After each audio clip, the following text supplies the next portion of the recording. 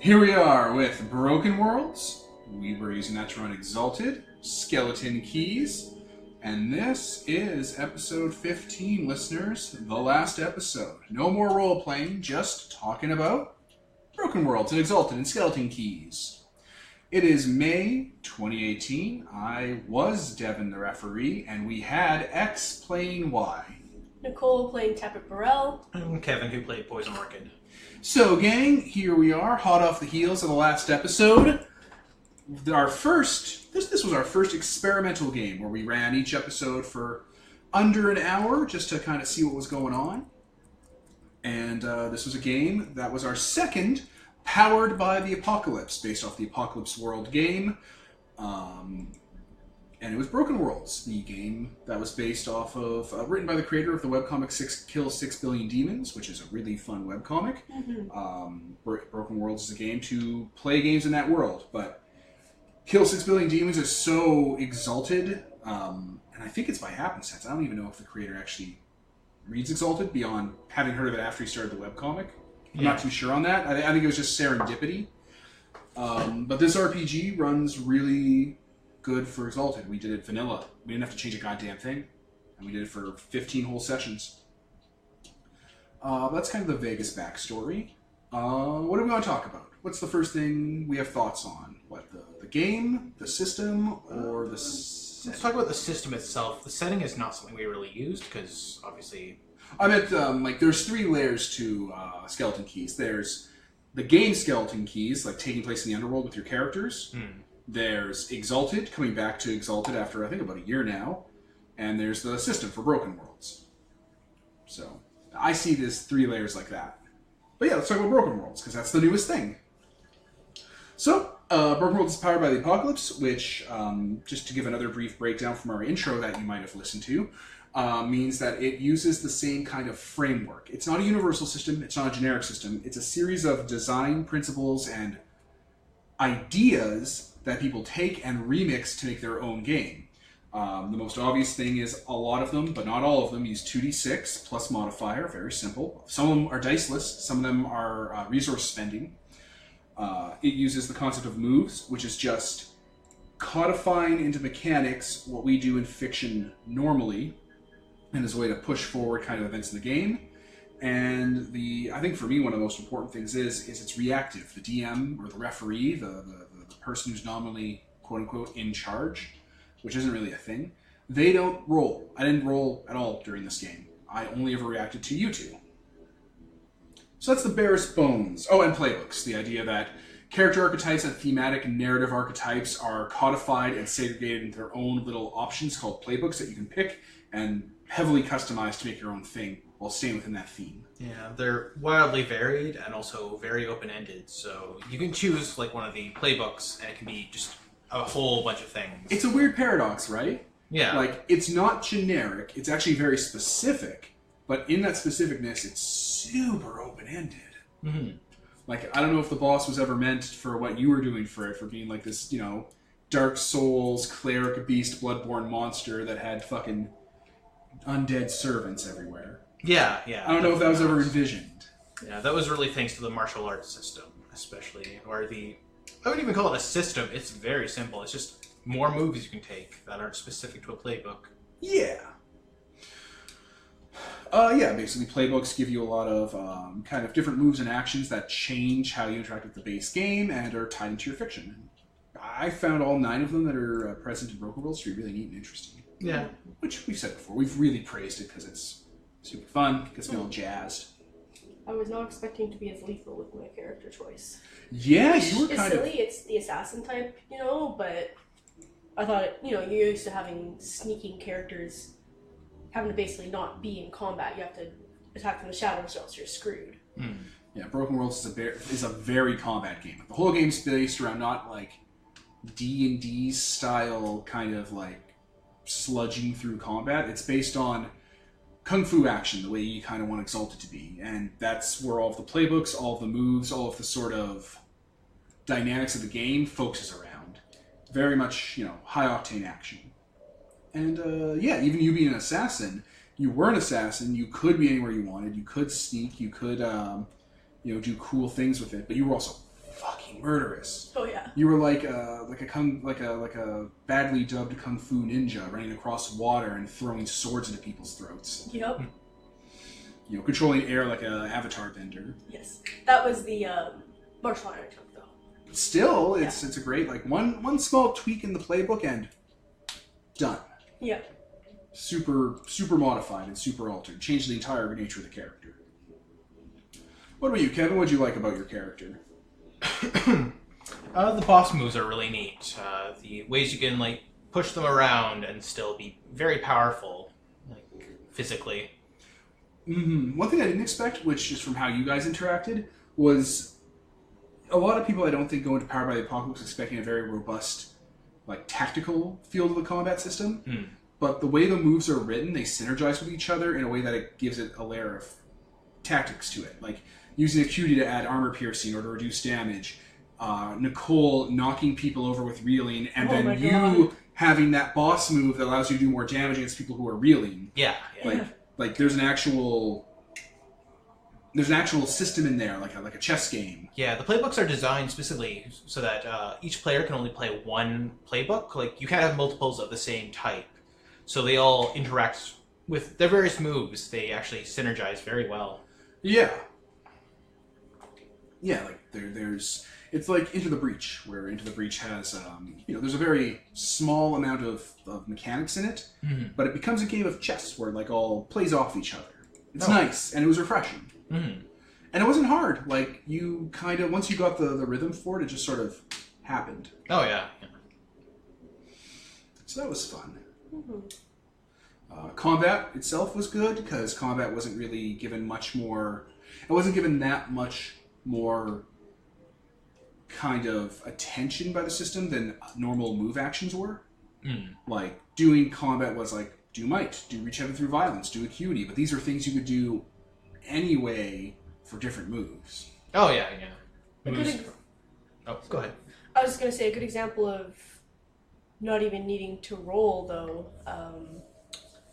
was when all those Immaculate Monks were they're coming down, they're angry at us, and we basically did the whole social system without actually rolling the social system. Yeah. Usually, like, that you have leverage, they have leverage, and stuff like that, and we did that without ever actually touching dice. Yeah, you're only supposed to do moves if things are in question. Mm-hmm. Which is something RPG systems have been trying to tell people forever. But specifically for Bend Will, you're supposed to have leverage on people, and if you have enough leverage, you kind of just push it through without having to roll. And the way you interacted with the monks, the Power Ranger monks, and with the book and like giving up, what's the word you're looking for? Concessions. You were giving up concessions on the nature of the book and what you guys were going to do and how you're going to treat them so much that you had enough leverage to get them to just agree without having to roll Bend Will and having like a chance of like consequences popping in. Which that was super interesting because it was the narrative of the game was really at the forefront. Like, and we tried that a lot, listeners. It's something we're still getting a handle on.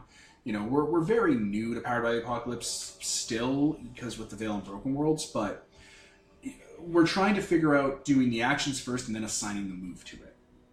Yeah, it's still very new. I'm not going to say it's alien to us, but it's something that we're still trying to get into that flow and rhythm of. Yeah, it's a neat thing though, like role playing out what happens and then figuring out the move that matches. And only consequences that are interesting pop up. I faulted on that a bunch if you've listened to the thing, listeners, where it's like someone got a 7, like a 10 plus. They're supposed to kind of get what they want, but anything below that, you're supposed to create a reaction that's an interesting hook. And it didn't always work out just because I didn't have anything at the moment. But it was definitely good practice for getting into that. Whenever you guys got a subpar roll, you're supposed to want to get subpar rolls because it makes it more neat. Yeah, you can't always have a winner though. So. Yeah, you can't always be on the ball, which that's fine. But it's neat, because when we were doing that, it's like, oh, if you rolled poorly or if you didn't get everything you wanted, I get to think of a counter thing, and that makes it a more interesting situation, and you guys bounce off of that, and it drives you forward more. So yeah, it's a cool setup, because that's kind of the whole baseline for what Powered by the Apocalypse pushes for, where every action has the potential to make a more interesting reaction in the nature of the game and the nature of the story being told.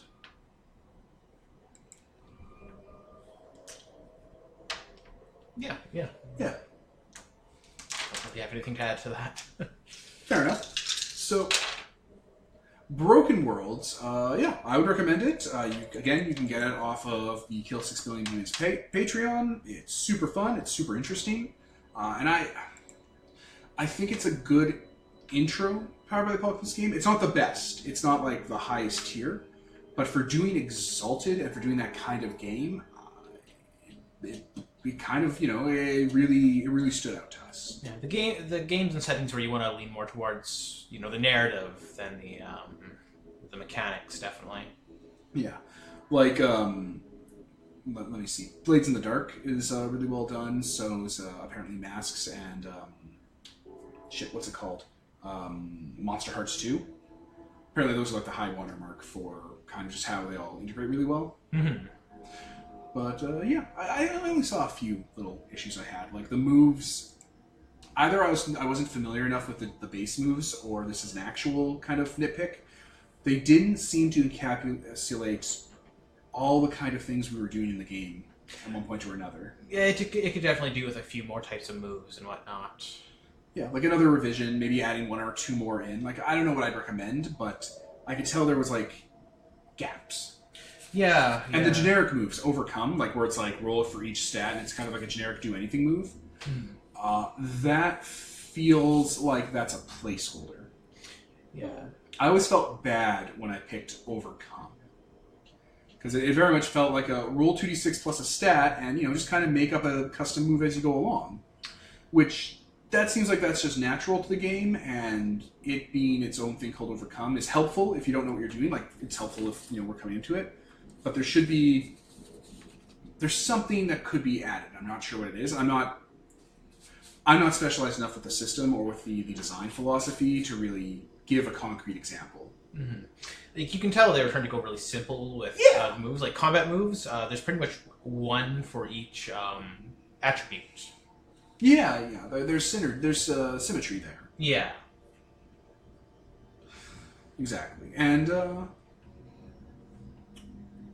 yeah, I don't think I have much else to say. Broken World is a really solid Exalted game. Mm-hmm. It definitely was not a fucking migraine to run.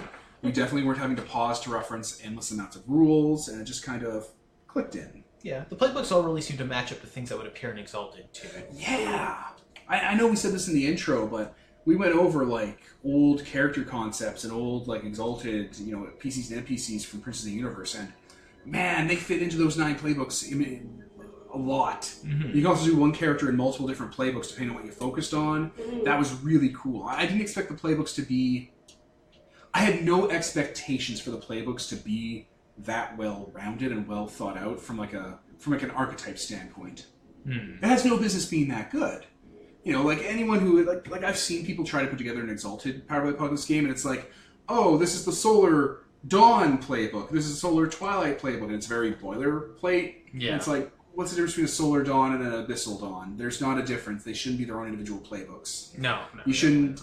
That's not the way to go about it. You should base it on character archetypes, not classes in the game. Exactly. And yeah, Broken Worlds knocked that out of the park. Mm-hmm. Which was just neat. Oh, yeah, definitely. Any other comments on it? Any other things you liked? I wish the game incentivized pushing moves more. Yeah, there's really no much reason to do it. It's maybe because they were so short, the sessions. Maybe, yeah. You didn't really ever run out of your 2 power dice. I never used them. Yeah, and there wasn't really a chance to. Yeah. It didn't come up enough. That could have been just how we were running, Maybe if we were to do this game again, like a different, Exalted game. Because I think we'll definitely come back to Broken Worlds. Yeah, it's a good system. I like it. Like, guaranteed we're going to do Exalted and Broken Worlds again, but maybe I should have been making the challenges and the scenes, more scenes and more robust challenges to make you want to push moves. Because you should be spending power die like candy, in my opinion, and you should be gaining them like candy. Because you're pushing, you're taking chances, and you want to fail because failing makes things more interesting. Yeah. So, that could have been us. Which is why I'm very reticent to blame anything in, in Broken Worlds or The Veil, just because we're very unfamiliar with it. They're very much not traditional games. Mm-hmm. Like, I was much more critiquey of Godbound and, say, Exalted, just because I know them. I fucking know what they are. I know exactly what they're doing and what they're doing right and wrong and where it's failing, but it's harder with Apocalypse World games. Because I don't know if I'm missing it, or if I overlooked something obvious that I should have picked up. Yeah. Well, if we give it another playthrough, then I'm sure we'll pick up on a lot of the stuff that we've missed the first time around. Yeah. Though definitely a good way to just kind of, get where it could be smoothed over. Like, add more scenes in, maybe add more hooks in, make things a little more lively. I think because of the nature of the setting of Ten Gods Mountain, it was a very somber setting. There was a lot of, like, isolation and Spartanness going on. Mm-hmm. Like, it's supposed to feel kind of empty and raining all the time, even though it was a full setting full of people. Yeah. That might have contributed. Like, if this was like Nexus, or you guys were hanging out in, Chiaroscuro or something, If it was a Nexus, we could have just ended the game with it blowing up. Yeah, you could have blown up again. Fuck off, Jim. Nexus is the real blow-up city. But if this was like a realm, dynasty politics game, I think there would be a lot more, like, friction happening. Mm-hmm. But the aesthetic of Ten Gods Mountain, of it being a lonely ghost world, I think that's kind of what, that might have been the key thing there. Yeah. We definitely didn't use many moves that weren't combat moves. Like, Apply the Market. Save for, like, Query the Cosmos and whatnot, and Apply the Market, yeah. We did not use Apply the Market at all. Yeah. And I kept looking for a chance to spring it, like, to push you guys towards being able to use it or get some fun with it, but it didn't come up. Mm-hmm. But, a busy market in Harbor Head where you guys are maybe looking for, like, rare ingredients, or maybe you're, cruising to buy information or pick up, something. Mm-hmm. It would kind of show up more there. Yeah. Well, the boss is seriously centered around getting that stuff super easily. And I should have been giving you more opportunity for it, and I just wasn't clicking in, but next time. Yeah. Yeah, my character used my stealth moves a few times, but... I feel like if we were to do it again, we would, because this was supposed to be just a very short game to kind of get a taste for things, we would make it a little more sprawling. Like, you guys would have more concrete goals that we'd set up ahead of time. There'd be more sandbox-type play moving in. So, you doing thief stuff, you doing bossy, stealing, markety stuff, it would come up more. It's kind of just what was on my mind about that. Yeah. More Plus, opportunities. if it was a longer game, yeah. So if it's a short game, we're going to be right to the point kind of thing. Exactly, very succinct. There's not a lot you can do there's a lot you can do in 40 minutes. I found those scenes really ended at a very nice pace when we did 40-minute episodes.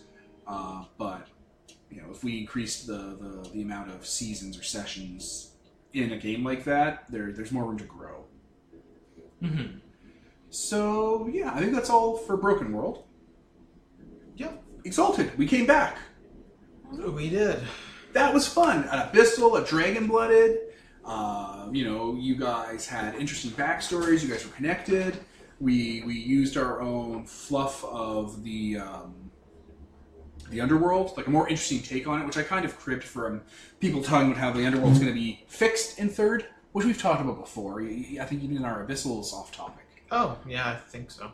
Yeah, where the Underworld is, pockets of afterlives connected by, lonesome rivers that head to the labyrinth. That was neat. I think we got a lot of nice, interesting sort of setting-specific tone and flavor mixed in there. I think people who like Exalted will get a kick out of it. I cribbed a lot of Wraith terms. I was know that. Yeah, I was throwing them out. I talk about moving away from the Underworld being, Wraith Town, but refluffed for Exalted.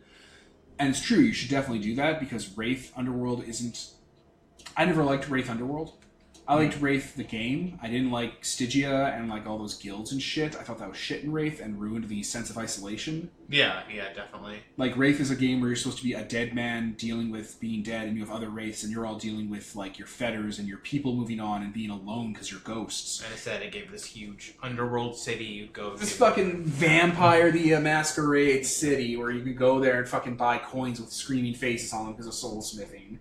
And it totally undermined every lesson Wraith was teaching. But the terms, classy. Skinlands, the Quick, Wraith, Spectre, Spook, Argos, Moliate, all that stuff. Very evocative, very, very nice. Mm-hmm.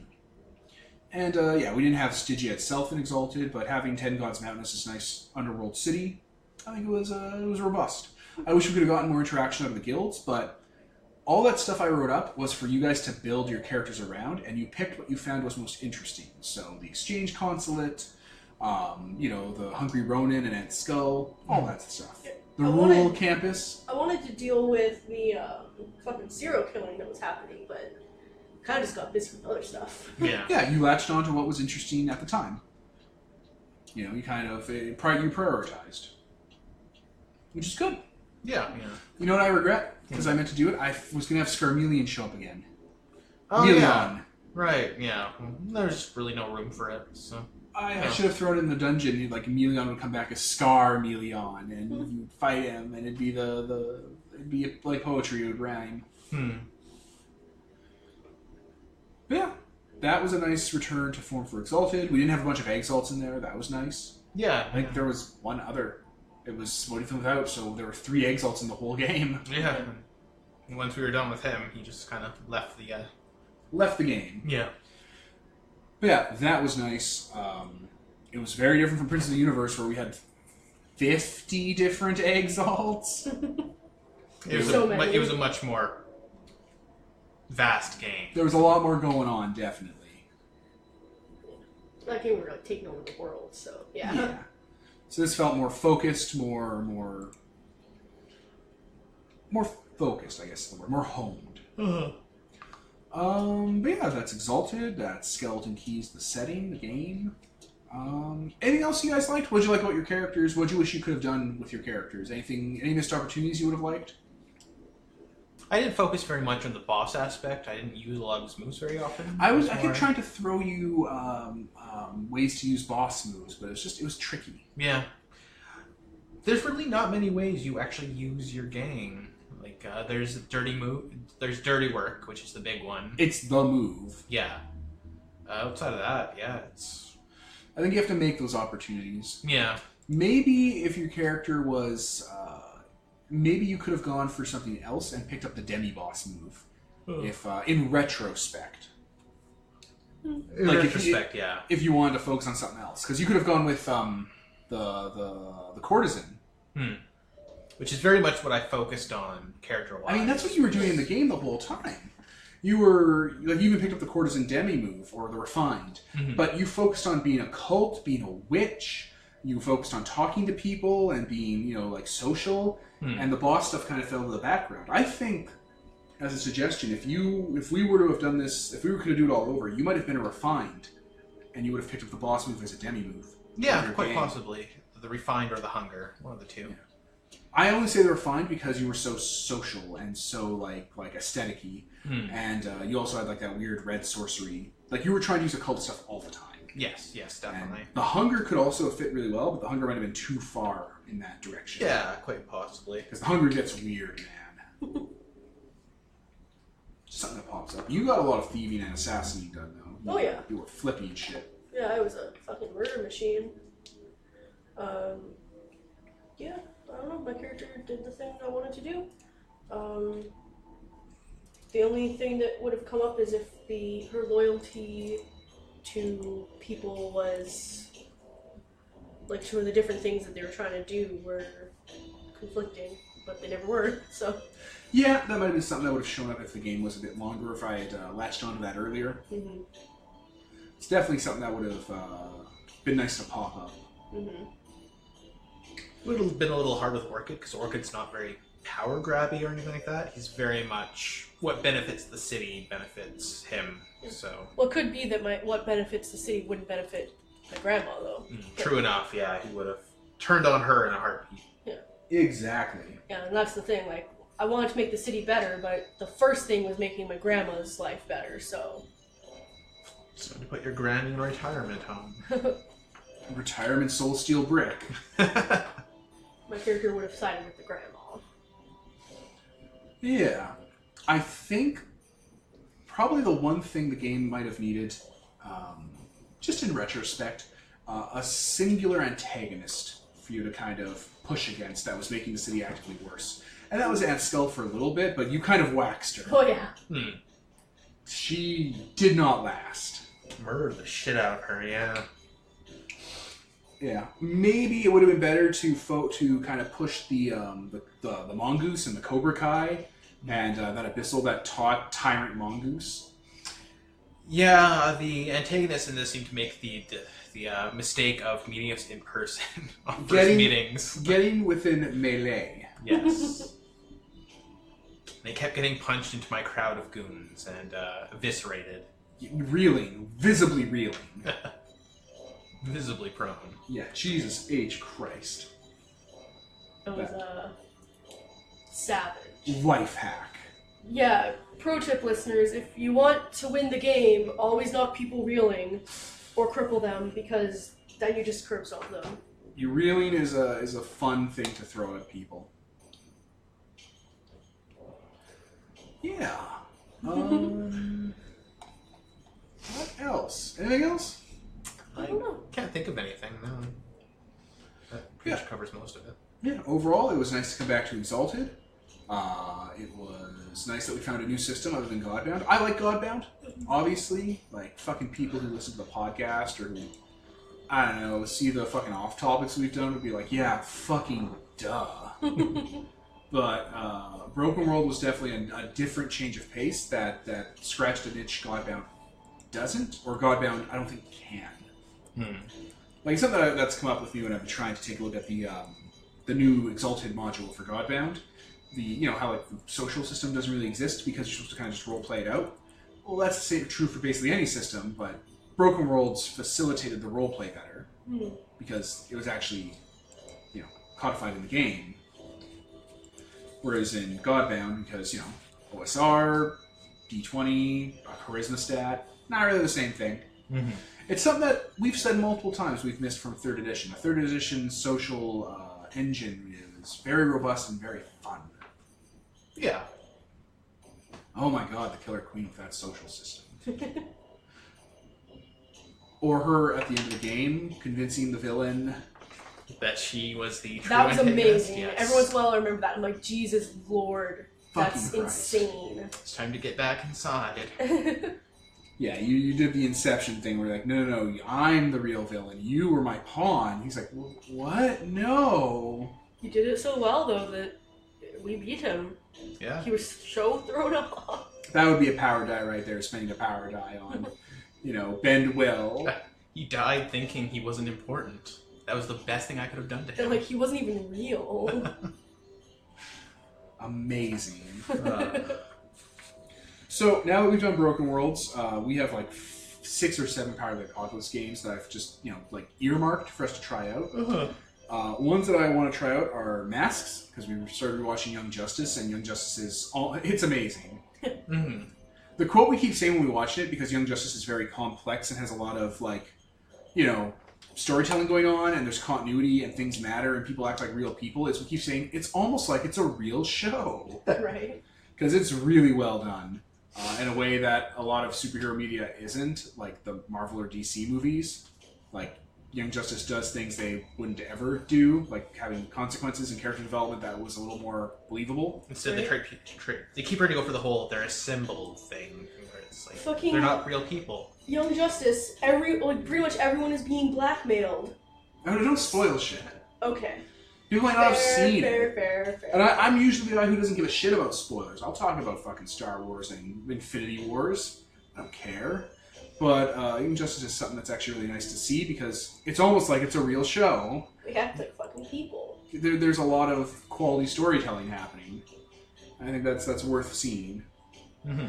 Other than Masks, Fellowship, which is quote-unquote the Lord of the Rings Powered by the Apocalypse game, but there's so much more going on there. Oh yeah, definitely. It's very there's- open-ended. Like, it's not Lord of the Rings. It's Lord of the Rings, it's Star Wars, it's every fantasy story. It's Flash Gordon that codifies the scrappy rebels against the evil emperor. Like, it's every one of those games, and it's really on the nose about it. It's Power Rangers, to an extent, too. Like, not modern Power Rangers, and by modern I mean, like, not like in space, or the one with the cars. It's more like those weird Power Ranger spin-offs or Sentai spin-offs where it's like medieval, or it's back in time, or it's like future society where each ranger represents a different clan or race or something. Like Z Ranger, where they're each from the different dinosaur clans. Like Rita is even an example name of the emperor of the evil guy that you could be in Fellowship. Yep. You could just do Z Ranger. Evil Queen Bandora and the Bandora Gang. She even has gangs and guys. It's also Final Fantasy because you have the evil Garland, like Chaos, and then he has his armies and his lieutenants and stuff, and then you have the 4 heroes of light coming from different cultures to banish them. Fellowship does all of that, and that seems really fun. Yeah. Also, I want to try Fellowship because it codifies the position of the referee.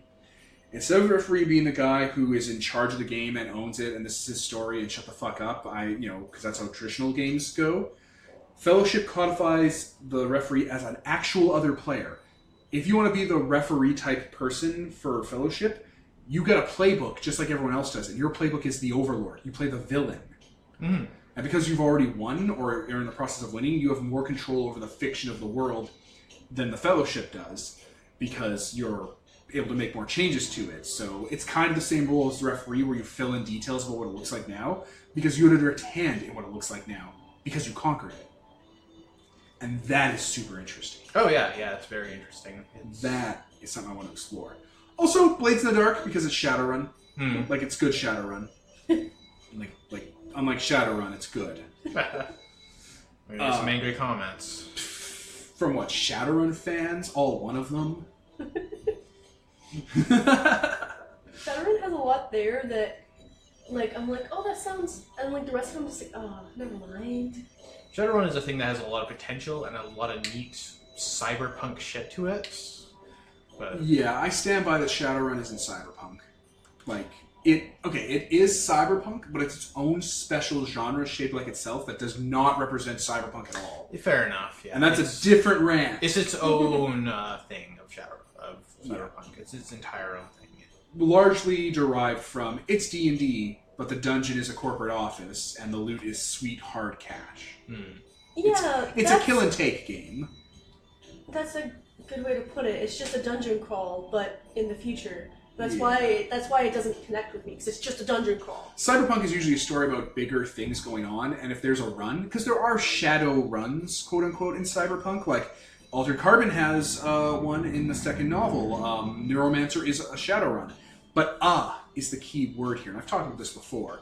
The story is usually one singular run that changes everything, and when the characters are done the run, they're done. Their arc is complete.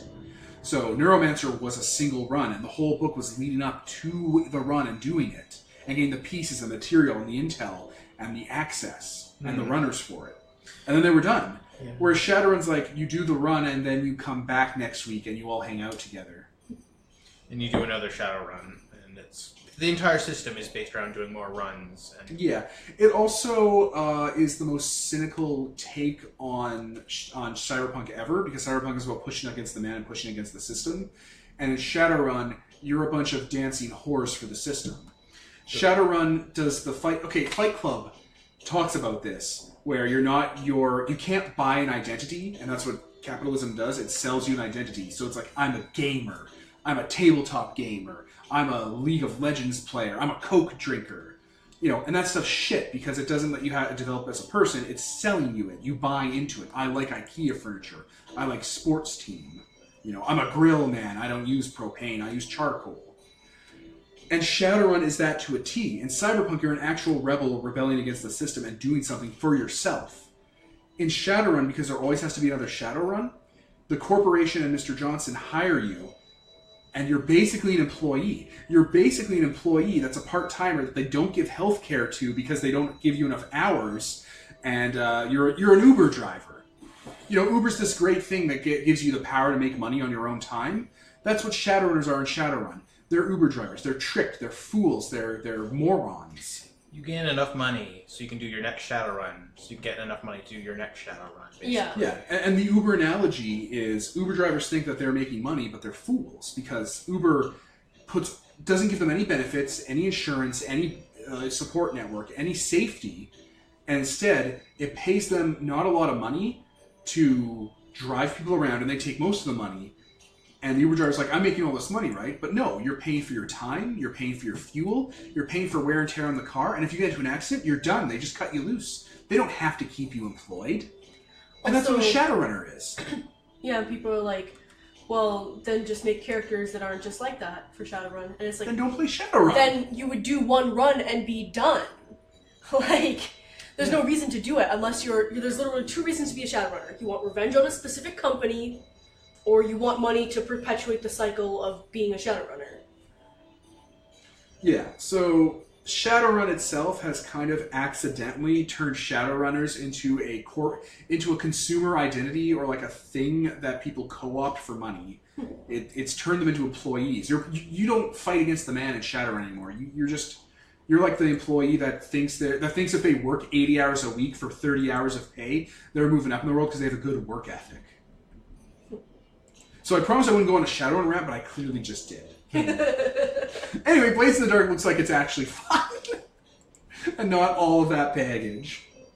Other Powered by the Apocalypse games that we have seen, Monster Hearts looks fun. I kind of want to come back to the Veil. With new eyes, now that I know what I know now. The Veil is basically just another Blades in the Dark as far as like playing a cyberpunk game goes. It's different. It's not about runs. It's about humanity, and it's about learning, and it's about like dealing with your own internal demons in the vein of cyberpunk. I put forward my personal opinion that the Veil is more cyberpunk than Shadowrun or the Sprawl or Cyberpunk 2020 or any of the trad game cyberpunk games. It's more cyberpunk because it's more like those original ideas. Like that's just how I see it. And I like to come back to it with a fresh set of eyes, you know? The other one is Legacy 2nd Edition. Which one's that, man? You play it's RimWorld. Oh, huh. Oh, that's the one where you play like colonists. Yeah. And your own tribe and whatnot. Yeah, you play the tribe, you play the individual colonists, time passes, things happen, and they have a billion spin-offs from the Kickstarter, like God's Fall, where you play gods, and you have angels, and you have cult members, and you have demigod heroes, and you have worshippers. Yeah, it's one where you play, instead of playing the full tribe, you play a hero of the tribe, and that changes depending on... And you also have the tribe, too. Yeah. Yeah. There's also, what are they called? They call it Rhapsody of Blood, which is just Castlevania, apparently, but also in the Legacy setup. Huh. There's a lot of weird stuff. Be on a colony ship, straight up RimWorld, where you're surviving on like a planet with very little resources. It's a lot of Horizon Zero Dawn and Shadow of the Colossus style stuff mixed in. And the only other one I'll mention, the two other ones are Heroines of the First Age, which is superhero, but it's mythic and it looks neat. And there's a wrestling one that I haven't looked at yet, called like World Wrestling Apocalypse or something. Yeah, there's also the one where you're Downton Abbey staff. The Dark Shadows one. Yeah. That one sounds cool. Yeah, you're like maids and servants in an Addams Family style mansion with a crazy ass family that you have to keep from killing themselves and each other and everyone around them. Yeah, we've been watching Dark Shadows, the original soap opera, and it really feels like that. That's cool. All right, I think we have wrapped up at that point. On that note, because we have gone outside the realms of Exalted and this music that's playing. Yes, we have. So I think we're going to wrap up Broken Worlds Exalted and the Skeleton Keys aspect of it. So, for the last time in this series, I was Devin. Nicole. Kevin. And this, listeners, was sponsored by nobody, and we're signing off.